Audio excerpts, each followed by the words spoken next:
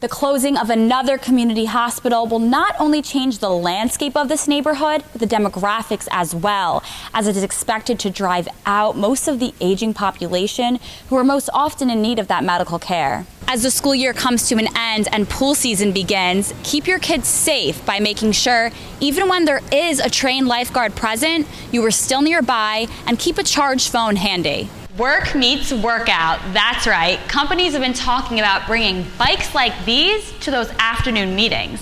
The goal is to increase blood flow to the brain, will stimulate creativity, so making the meetings a little more productive and a little less boring. So guys, is this fun?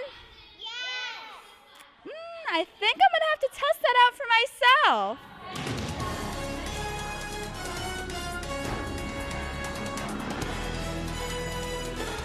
Okay, Sabrina, so I can't even get a guy to text me back. And here we have 3 couples who just celebrated a combined 190 years of marriage. That's a long time. Yeah, the couples met at the Lynbrook Bristol Assisted Living Facility and have been married for over 6 years. How'd they do it? Tolerance,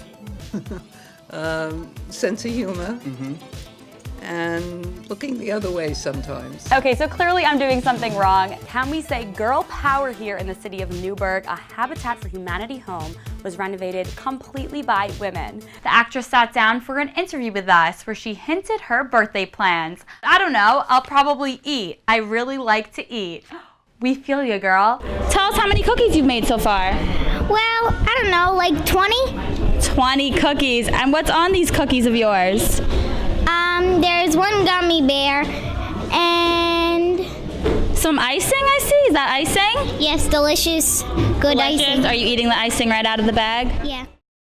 The last time Nicole Smantner was chasing the ball on a soccer field, she had to be carried off by her coach. I was running to get the ball and a girl from behind me, she pushed into me and to stop myself from falling, I guess twisted and my leg, I twisted my leg and I heard it pop. She had torn her anterior cruciate ligament, more commonly known as an ACL tear. It hurt really bad. The demands of year-round training and games for young athletes is taking its toll, contributing to a growing number of young athletes needing treatment for ACL injuries. 20 years ago, maybe we saw one child a year under 12 years old with an ACL tear. It was really a rare event, an uncommon event. But now Dr. Green sees weekly cases, sometimes in the same family.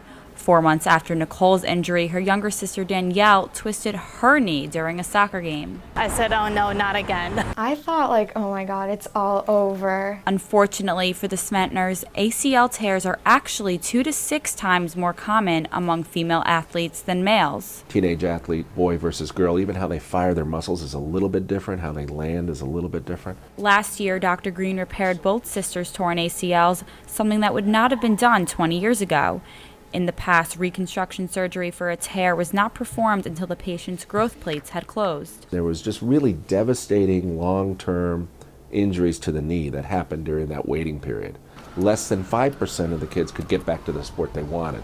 Both girls' knees are now healed. Their fast recovery aided with intensive physical therapy, skills that could be taught to kids before they injure themselves. It's really been proven that you can decrease the rate of non-contact ACL injury by 30 to 40%. While Nicole has decided not to continue playing soccer, Danielle can't wait to get back on the field and one day play professionally. I feel much more secure about everything and I know how to control things now. Caitlin Sinclair, New York 1. The 21st century has brought about a great deal of change in social norms, society's acceptance of tattoos being one of them. It doesn't define a person because they're tattooed in a particular way. It's just, a creative accessory that they choose to wear that's part of our society these days. Bruce Kaplan has been in the business since back in the day when tattoos were illegal and worn by those that society frowned upon. But back in the day, people were spooked by people with tattoos. No longer just a symbol associated with bikers, rebels, and outlaws, tattoos are becoming ubiquitous across all professions. Young lawyers coming in and getting a tattoo of the scales of justice, or new physicians coming in and getting, the caduceus, the medical symbol.